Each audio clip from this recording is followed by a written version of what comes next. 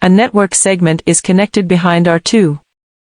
It is the network segment of 1.1.1.0. There is a way. I can connect another router here.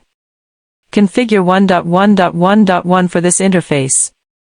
Configure 1.1.1.2 for the peer. This means that R2 now has two interfaces. One interface is 1.1.1.1. One interface is 192.168.1.2. Then it is equivalent to available from R1 here.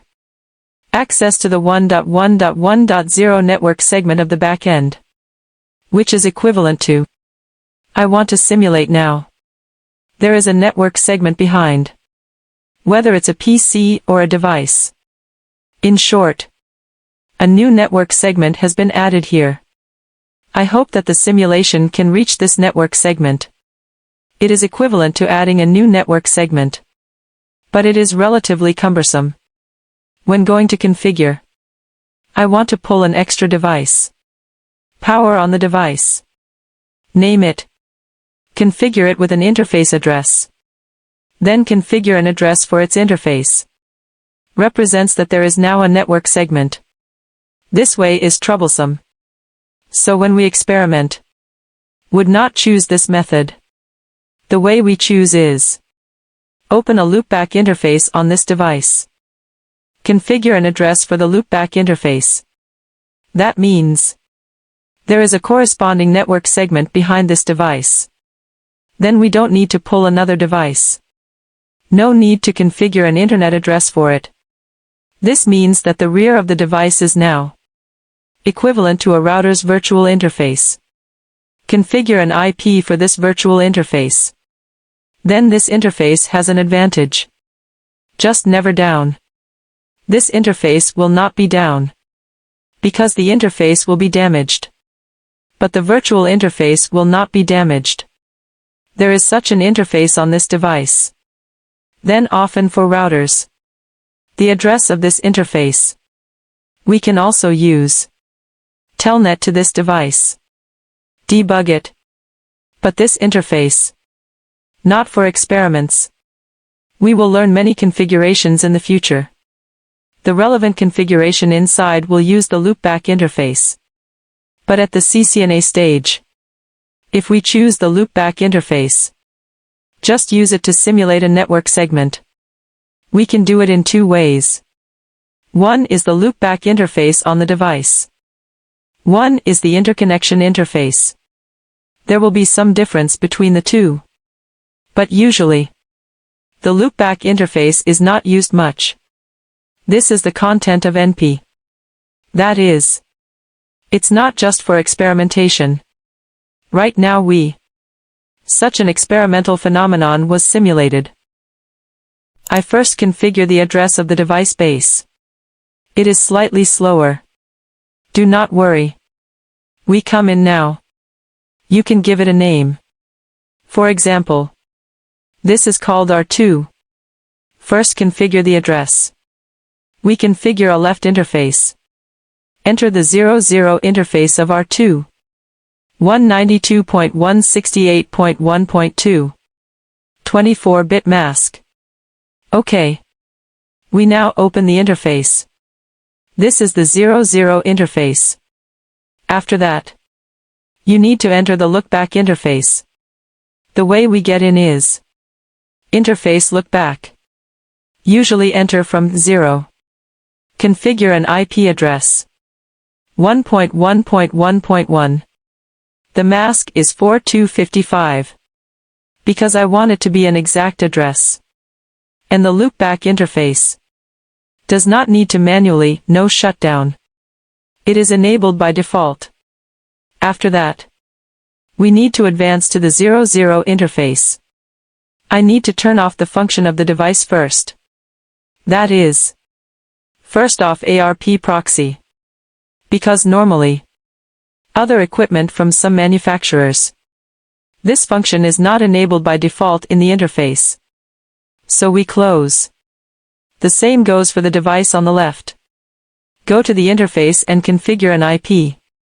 192. 168.1.1. OK. We open the interface for it. Now let me tell you what I have configured. Don't worry about the command I wrote just now. First, this interface is configured with an address. This interface is configured with IP. Open a loopback interface on this device. And configure an IP. This is the basic configuration now. Now there is a command. We configure the internet address of the device at any time. You must first test whether the direct connection works. That is, R1 goes to test 192.168.1.2 to see if they can pass. If it is connected, it means that there is no configuration error in the direct connection. The reason why I emphasize that everyone has to test whether the direct connection works, because we will involve a lot of configuration in the future. NA stage is not obvious. That is, a few devices involves basic configuration.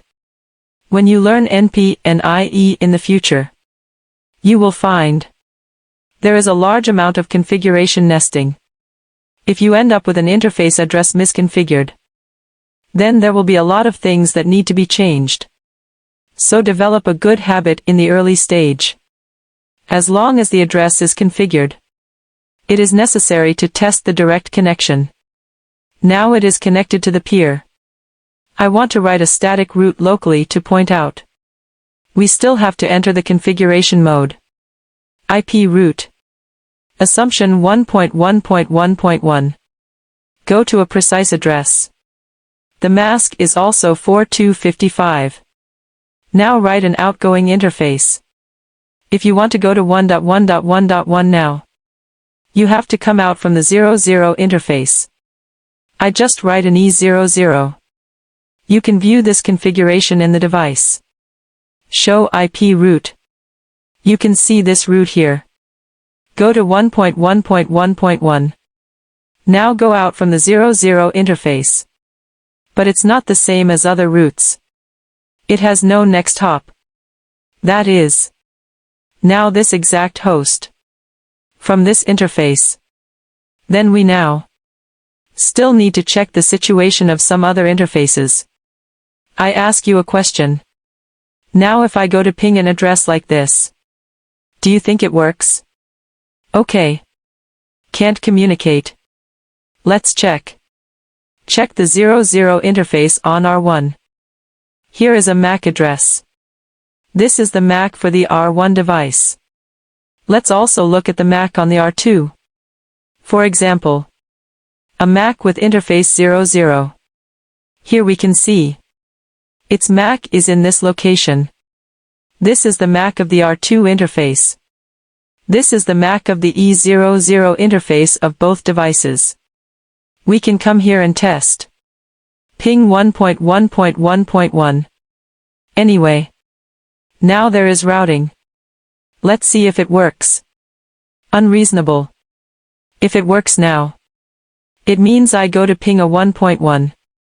Let's consider data encapsulation. Ping uses ICMP. ICMP is encapsulated on 3 layers. Then there are source IP and destination IP in the 3rd layer. The source IP is R1 itself. The destination IP is 1.1.1.1. We encapsulate the source MAC and destination MAC. This is the 2nd floor. This is 3 floors. If this packet can be sent out, and it can also encapsulate the source MAC and the destination MAC, then there will be one